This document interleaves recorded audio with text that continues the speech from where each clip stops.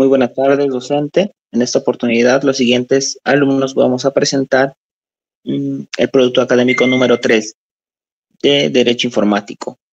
Con respecto al caso planteado, la pregunta 1. En el presente caso, ¿es de aplicación el Manual de Protección de Creadores de Software y qué titularidad tendría Ronald sobre la inteligencia artificial?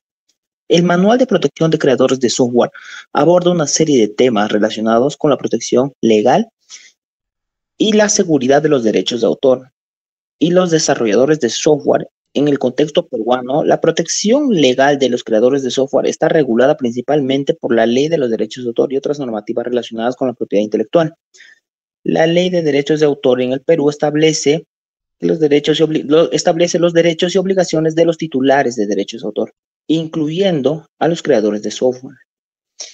En cuanto a la protección de sus obras intelectuales, en el Perú las infracciones a la propiedad intelectual incluyen la violación de los derechos de autor de los creadores y de los creadores de software.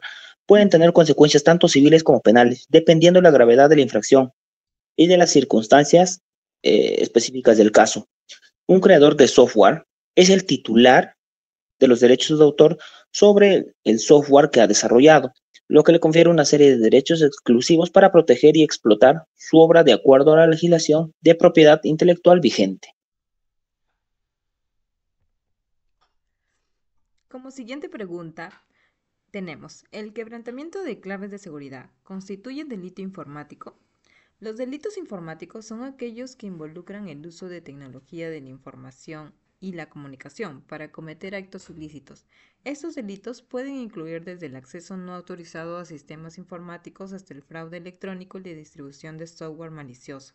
Uno de los delitos informáticos más comunes es el acceso no autorizado a sistemas informáticos.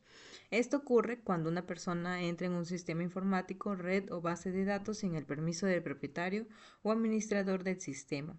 El acceso no autorizado está tipificado como delito. Por ejemplo, en el Perú, el Código Penal peruano, en el artículo 207A, sanciona el acceso indebido a sistemas y bases de datos informáticos, estableciendo penas privativas de libertad y multas para quienes cometan este tipo de actos. El quebrantamiento de claves de seguridad puede ser considerado un acceso no autorizado, ya que implica superar las medidas de protección implementadas para restringir el acceso a un sistema informático.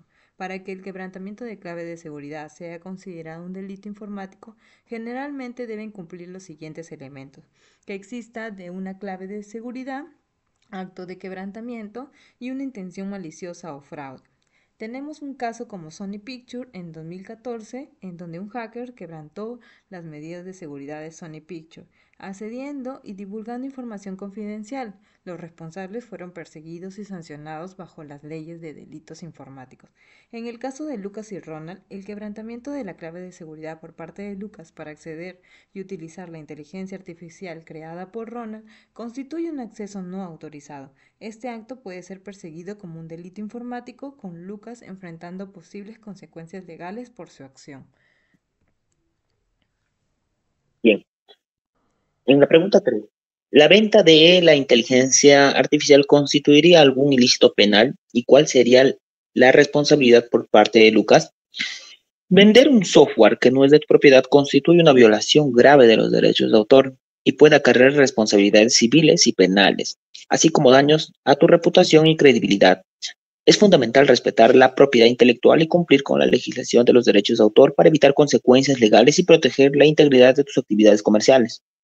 En cuanto a la responsabilidad civil, como vendedor de software no autorizado podrías enfrentar demandas civiles por parte del titular de los derechos de autor.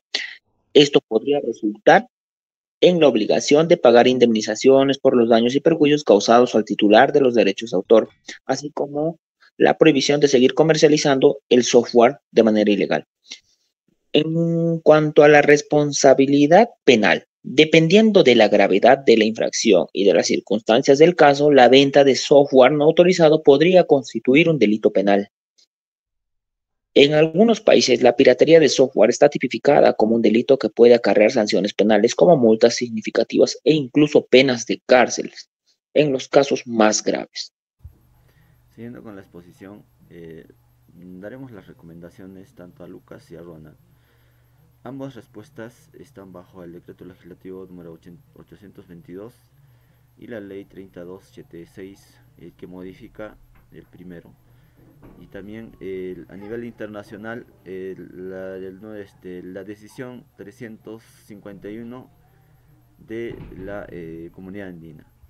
Entonces, en caso de Ronald, si bien es cierto que ha hecho uso del software, no se permite la copia, solamente la ejecución, pero sin embargo, él ha tomado sin su consentimiento, ¿no?, de lo que es Lucas. En este caso, él estaría incurriendo un delito de piratería, ¿no? Y estaría procesándose, o según la investigación, el fiscal tendrá que hacer la imputación del caso. Si desea utilizarlo, tendría que comprarlo legalmente, obtenerlo legalmente el software. Ahora, en caso de Lucas, tendría que presentar un reclamo mediante una medida cautelar, ¿no?, de derechos morales, que está en el artículo 21 de lo que es el decreto legislativo 822, y también los patrimoniales, que está estipulado en el artículo 31 del decreto legislativo 822, ¿no? Que él era del derecho de explotar o de comercializar o materializar inclusive a sus futuras generaciones. Eso sería todo, gracias.